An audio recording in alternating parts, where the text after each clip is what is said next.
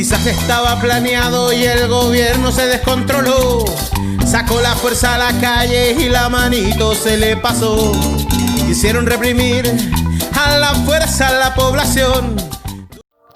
Chile es uno de los países con más desigualdad que se ha mantenido desde finales del siglo XIX, cuando la población empezó a rebelarse contra el sistema. Tras la guerra se inauguró una república parlamentaria en la que el presidente era una figura sin autoridad.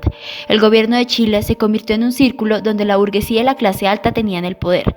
Las primeras huelgas fueron de los trabajadores que exigían condiciones laborales dignas, donde siempre recibían como respuesta a la represión militar.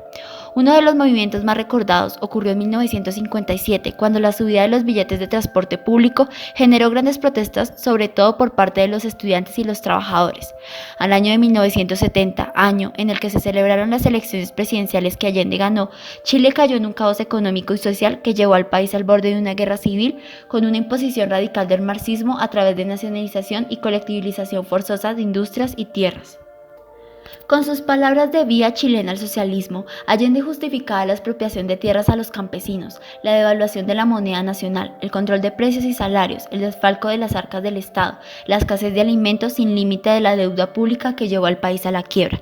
Luego de 3 años, Augusto Pinochet fue designado comandante en jefe del Ejército de Chile el 23 de agosto de 1973 por el presidente Salvador Allende, en reemplazo del renunciado general Carlos Prats.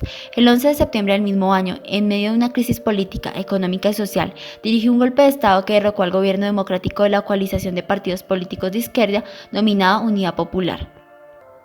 Hasta 1990 hubo violación de los derechos humanos por parte de la DINA, Dirección de Inteligencia Nacional, quien fue la policía secreta durante la dictadura militar del general Augusto Pinochet entre 1974 y 1977, con el objetivo de la persecución, represión, detención, tortura, asesinato y desaparición forzada de contrarios públicos a la dictadura. La DINA fue responsable de la mayor parte de los casos de asesinatos, tortura, secuestro y desaparición forzada de personas realizadas durante la dictadura militar. Fue reemplazada en agosto de 1977 por la CNI, Central de Naciones de Informaciones. El 5 de octubre de 1988 se realizó un plebiscito y ganó el no a Pinochet. Posteriormente fue procesado en España en 1998 por delitos de genocidio, terrorismo y tortura. Como consecuencia de su procedimiento es detenido en Londres y por motivos médicos no pudo ser extraditado. Aunque terminaron las dictaduras, no pararon los movimientos donde pedían respetar sus derechos. Y en mayo de 2006, bajo la presidencia de Michelle Bachelet, se produjo otro fuerte movimiento de protesta durante la llamada Revolución de los Pingüinos, donde los estudiantes de secundaria se manifestaron para exigir mejoras en la calidad de la educación. En las últimas décadas, las protestas se han ido repitiendo por todo el país. En 2011 fue el turno de las Asambleas Ciudadanas Territoriales, un movimiento social que reclamaba reformas para reducir la desigualdad económica. En 2018, una marea feminista paralizó el país. Luego, en el año 2019, los estudiantes tomaron masivamente el pasaje del metro de Santiago, alzando una protesta para ir en contra del valor del pasaje por 30 pesos chilenos. En tan solo una semana, las protestas escalaron y comenzó la destrucción del metro y la suspensión del servicio. La policía chilena empezó a repeler a los manifestantes con gases lacrimógenos. A pesar de las medidas atenuantes impulsadas por el gobierno, la ciudadanía se dirigió nuevamente al centro de la capital, la Plaza Italia, esta vez con la convocatoria más grande que alguna vez se haya tenido en el país. Se habla de al menos 1 millón de personas en las calles de Santiago. En este año, y a pesar de la pandemia mundial, en diferentes lugares de la ciudad, integrantes de Ucamau, organización que lucha por el derecho a la vivienda, se manifestaron en protesta por falta de soluciones por parte del gobierno a las demandas sociales realizadas desde el 18 de octubre del 2019.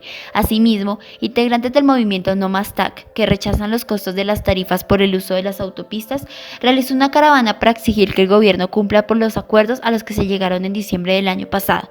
El estallido y la pandemia han tenido como elemento central de discusión política la gran desigualdad de las clases medias y medias bajas que existe en Chile, y ya la ha mostrado una vez más entre quienes pueden atenderse en clínicas privadas bien equipadas y quienes deben concurrir a centros públicos donde hay una dramática escasez de insumos y de profesionales. Hasta el día de hoy, los chilenos y chilenas siguen saliendo a la calle para reclamar un sistema más justo que acabe con las desigualdades históricas en este país.